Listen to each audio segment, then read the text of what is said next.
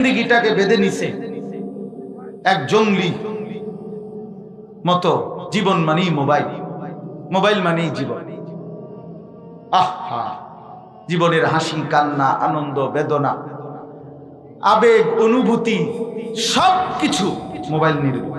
এই মোবাইলের দিকে তাকায় থাকে, এখানেই হাসে, এটার মধ্যে কাঁদে, এখান থেকেই কথাবার্তা বলে, এখানেই কারো কথা শুনে, এখান থেকেই নিজের চিন্তা চেতনা, কারোর ঝগড়া করে, কারোর লগে গাইল দেয়, কারোর লগে তর্ক করে, মানে সবকিছু এটার উপরে। অথচ ডানে বামে যে আর পৃথিবীতে মানুষ আছে, এত কিছুর হের দরকার। কে তার মা, কে তার বাপ, কি তার বংশ, কে তাকে বানাইলো, কি তার ধর্ম, আল্লাহ কে, রসুল কে, কোরআন কি, ইসলাম কি, আমি মুসলমান, আমার কাছে করণীয় কি, কর্তব্য কি। প্রতিদিন 5 ওয়াক্ত নামাজের আজান হয়, কাকে ডাকে, হায় হায়, কিচ্ছুর খবর, কিচ্ছুর খবর। হায় নাফরমান মুসলমানের সন্তান এত বড় হাইওয়ান কেমনে হল? এক ওয়াক্ত নামাজ যে পড়ে না সারাদিনে, অথচ মালিক তারে 5 বার ডাকছে। এটা মানুষের বাচ্চা কেন? আমি ব্যক্তিগতভাবে তারে, আমি স্বাভাবিকভাবে যার কপালে সেজদা নাই, আমি তারে মানুষের বাচ্চা মনে করি না। আমার দৃষ্টিতে ওইটা জানোয়ার না তো জানোয়ার কে? আমি তো দেখি না, ওই তো জানোয়ার। যার কপালে সেজদা নাই ওইটা জানোয়ার না তো জানোয়ারটা কেন? জানোয়ারটা কে? জানোয়ারটা কে? তাই যে কপালে সেজদা নাই সে তো শয়তান। কোরআন শরীফে আল্লাহ বলছে, ইবলিস তুই আমাকে সেজদা দিলি না, আজকের থেকে তুই শয়তান। প্রিয় বন্ধু, জিজ্ঞেস করো আলেমদেরকে, ইবলিসকে এর আগে কখনো শয়তান বলা হতো না। ইবলিস তো এর আগে ছিল মুআল্লিমুল মালাইকা, ফেরেশতাদের শিক্ষক ছিল।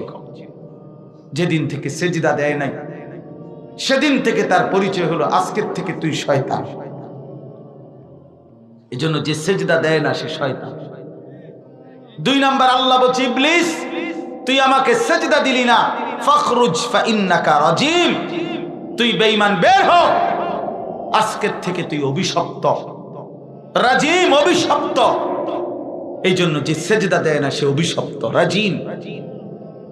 3 নাম্বার আল্লাহ বলছে, ইবলিস তুই সেজদা দিলি না, ওয়া ইন্না আলাইকাল লা'নাতা ইলা ইয়াউমিদ্দিন, আজকে থেকে নিয়ে কিয়ামত পর্যন্ত তোর উপরে আল্লাহর লানত, লানত তোর উপরে লানত। এই জন্য বেনামাজি মনে রাখিস, তোর উপরে আল্লাহর লানত, আল্লাহর লানত, আল্লাহর লানত। তোর উপরে খোদার গজব, খোদার গজব, খোদার গজব, আল্লাহর লানত তোর উপর, আল্লাহর লানত তোর উপর। তুই ভাত খা বেটা, ভাত জানোয়ারও খায় বেটা। ঘুম যা নাফরমান, ঘুম কুকুর বিড়ালেও যায়। পেশাব পায়খানা কর বেটা, জানোয়ারেও পেশাব পায়খানা করে, জানোয়ারেও খায় ঘুমায়। কেমন জিন্দিগি? যে জিন্দিগি সেজদা দেয় না, পরে মানুষ বলবে কেন?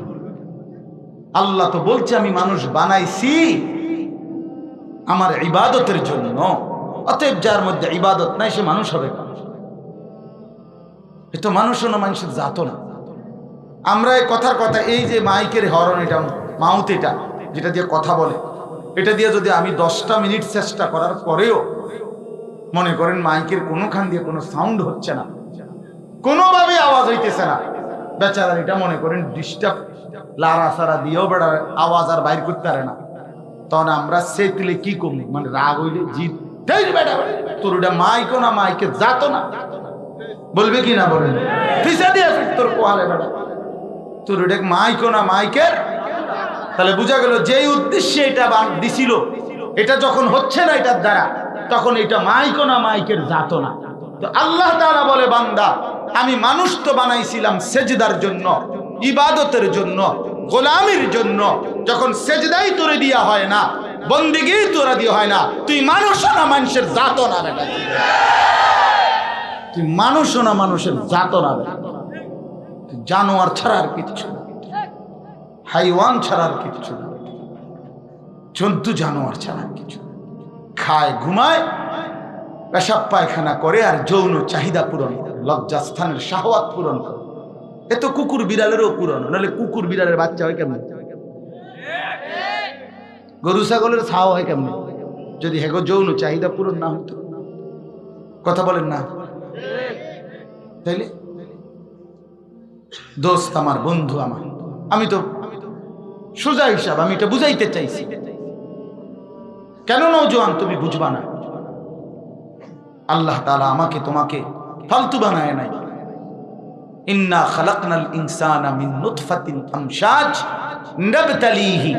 আল্লাহ বলছে, বান্দা, আমি মানুষকে বানিয়েছি স্বামী স্ত্রীর মিশ্র বীর্য থেকে। কেন বানালাম? কেন বানালাম? নাবতালিহি, পরীক্ষা করার জন্য। লিয়াবলুয়াকুম, পরীক্ষা করার জন্য। লিনাবলুয়াহুম, পরীক্ষা করার জন্য। ওয়ালা নাবলুয়ান্নাকুম, পরীক্ষাই করব। ওয়া নাবলুকুম, পরীক্ষা করার জন্য। কোরআনে বারবার বলছে আল্লাহ, বান্দা আমি কিন্তু বানাইছি পরীক্ষার জন্য, পরীক্ষার জন্য। এই বান্দা, এটা তামাশার জায়গা না, এটা পরীক্ষার হল, দারুল ইমতিহান। দুনিয়া পরীক্ষার ঘর, আখিরাত দারুল জাযা, ফলাফলের ঘর। পরীক্ষা দিবা এখানে, রেজাল্ট শুনবা সেখানে, মেহনত করবা এখানে, আরাম করবা সেখানে। দারুল মিহান, মেহনতের ঘর দুনিয়া, ওইটা দারুল জাযা। রাসূলুল্লাহ সাল্লাল্লাহু আলাইহি ওয়াসাল্লাম বলেন, ফাইন্নাল ইয়াওমা আমালুন ওয়ালা হিসাব ওয়া গাদান হিসাবুন ওয়ালা আমাল। নবীজি বলছেন, উম্মত শুনো, আজকে আমল হবে, হিসাব হচ্ছে না। এখানে এখানে ফিডারিডা নাই, এখানে শুধু আমলের সুযোগ দিছে। এখানে ইমানদার নাফরমান সবাইকে খাইতে দিছে। পরীক্ষার হলে টিচার দেখে ছেলেটা ভুল লিখতেছে, কিন্তু উনি বলে না, আমি তো যা বলার আগেই বলছি, এখন বলবো কেন? রেজাল্টের সময় দেখবা কয়টা ভুল হয়েছে। রেজাল্টের সময় ভুল হয়, আপন টিচার দেখার পরেও তো পরীক্ষার হলে বলে না। এটা দারুল মিহান, মেহনতের ঘর, পরীক্ষা। কোরআন শরীফ আল্লাহ বলছেন, বাবা, আহাসিবান নাসু আন ইউতরাকু আন ইয়াকুলু আমান্না ওয়া হুম লা ইফতানুন। আল্লাহ বলে, মানুষরা তোমরা ভেবেছো শুধু মুখে বলবা মুসলমান, মুমিন, আর তোমাদেরকে কোনো পরীক্ষা না নিয়ে আমি আল্লাহ এমনিতেই ছেড়ে দেব? তুমি কি মনে করছো আখিরাতের জান্নাত এনআইডি কার্ড দিয়া? কথা বলেন না কেন? জান্নাত কি এনআইডি কার্ড দিয়া? জান্নাত কি জন্ম নিবন্ধন সনদ দিয়া? তুমি কি ভাবছো? কি ভাবছো বাবা? দোস্ত আমার, বন্ধু আমার, অতএব আমি অনুরোধ করছি, আমার উদ্দেশ্য ছিল নওজোয়ানদেরকে কথা বুঝানো। প্রিয় ভাই, তুমি নষ্ট হইও না। তোমারে আল্লাহ শক্তি দিছে, সামর্থ্য দিছে, শরীর দিছে, যৌবন দিয়েছে, সক্ষমতা দিয়েছে, তুমি নষ্ট হবা কেন? হাদিসের মধ্যে আছে, আল্লাহ রাসূল সাল্লাল্লাহু আলাইহি সাল্লাম যুবকদেরকে আলাদা ডাক দিতেন। হাদিসে নবীজি ডাইরেক্ট আলাদা ডাকতেন, ইয়া শাবাবা কুরাইশ, হে কুরাইশের যুবকগণ, গুদ্দু আবসারাকুম ওয়াহসানু ফুরুজাকুম। হাদিস নবীজি বলেন, হে যুবকগণ, চোখ নিচের দিকে নামাও, লজ্জাস্থানের হেফাজত করো। এভাবে ডাক দিয়ে বলতেন। হে প্রিয় যুব সমাজ, নিজের নজর হেফাজত করো, ভিন নারী থেকে হেফাজত করো, অশ্লীল ছবি থেকে হেফাজত করো, উলঙ্গ নারী থেকে চোখ নামাও, জিনা ব্যভিচারের দৃশ্য থেকে চোখ নামাও, হারাম নারী থেকে চোখ নিচের দিকে নামাও, রাস্তার ওই নারী থেকে চোখ নিচের দিকে নামাও, সিনেমার ওই নর্তকী থেকে চোখ নিচের দিকে নামাও। ওই নারী সুখ দিবে না, ওই নারীর জীবনে সুখ নাই।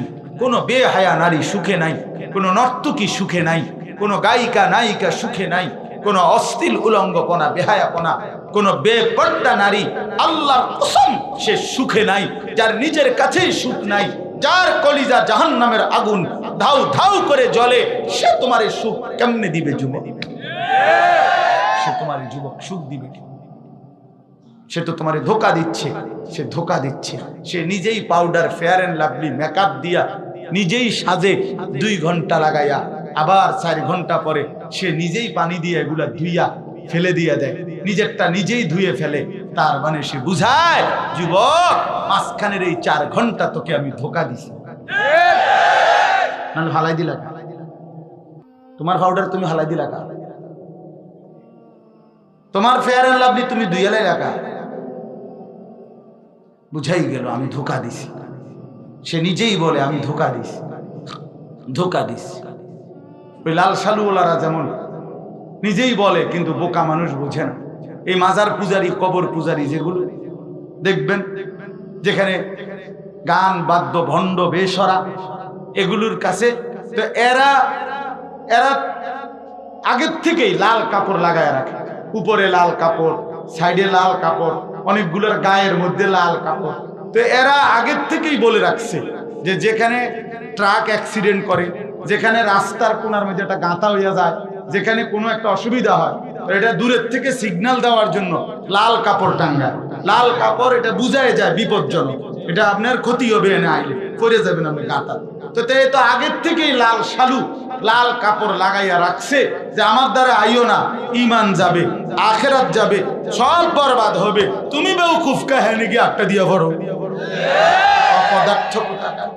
সে তো আগেই লাল কাপড় দিয়ে বুঝাই দিছে যে আমি ক্ষতিকারক, আমি রেড সিগন্যাল, আমি ডেঞ্জার, আমি বিপজ্জনক। তুমি আইলা কামা বলে। এই জন্য বেহায়া নারীও এরকম, বেপর্দা নারীও এরকম। সে নিজেই ধোকা দেয়, সে জানে। তুমি বোকা হইলা কেন, তুমি ধোকা খাইলা কেন? এই জন্য আজকে অনুরোধ করছি, ইসলাম নিয়ে ভাবা দরকার, দিন নিয়ে ভাবা দরকার। আগামীর পৃথিবীর দৃশ্যপট ঘন্টায় ঘন্টায়, অল্প সময়ে গোটা পৃথিবীর হিসাব কিতাব বদলে যায়, একটা দেশের হিসাব বদলে যায়। সকাল 10টা বাজেও শুনছি, 11টা বাজেও শুনতেছি, 12টা বাজেও শুনি, জোহরের নামাজ পইরা মাত্র ভাত খাইছি, এই আমার কাছে দৌড়াইয়া হুজুর বাইকে গেছে, পলাইছে, হুজুর পলাইছে। আরে কিতা পলাইছে? পলাইছে। এখন আমার 3 বছরের বাচ্চা মেয়েও কয় আব্বু পলাইছে। এ আজকেও কইছে আমার মেয়ে, আব্বু পলাইছে। আমি কেডা পলাইছে? হাসিনা বুবু পলাইছে। দুপুরের বাতার খাইতে আসছে, দিছে দৌড়, পলাইছে। বন্ধু, 1 ঘন্টায় পৃথিবীর 45 মিনিট সময় চাইছে, 45 মিনিট সময় দেয় নাই। 16 বছরের দুর্দণ্ড প্রতাপশালী জালেম 48 মিনিট, পৌনে 1 ঘন্টা টাইমও পায় নাই।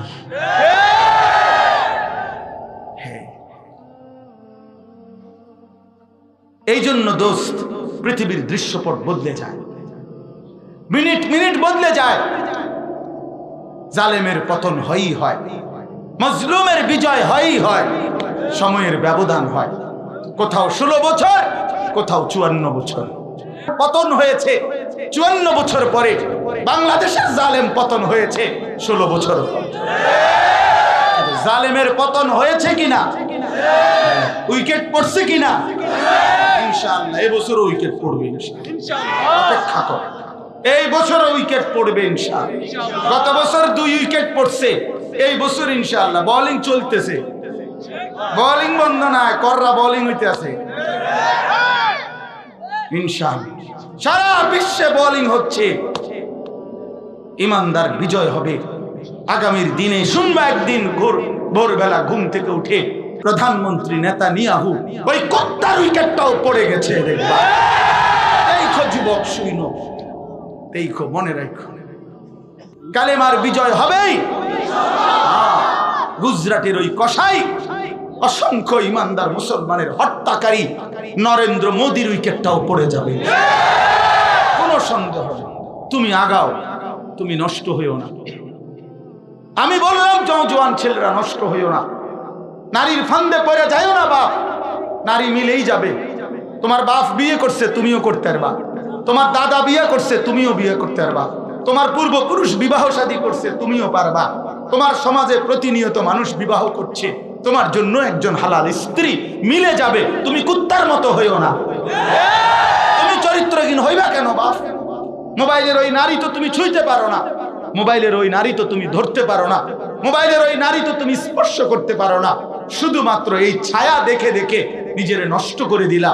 চরিত্রহীন বানায় দিলা, শরীরটা ক্ষয় করে ফেললা, যৌন শক্তিটাও নষ্ট করে দিলা, অসংখ্য টাকাও বরবাদ করে দিলা, সমাজের চেহারায় চোখেও তুমি একটা লম্পট চরিত্রহীন দুশ্চরিত্র বখাটে হিসাবে গণ্য হইলা। এতগুলো লস কইরা কি পাইলা বাবা?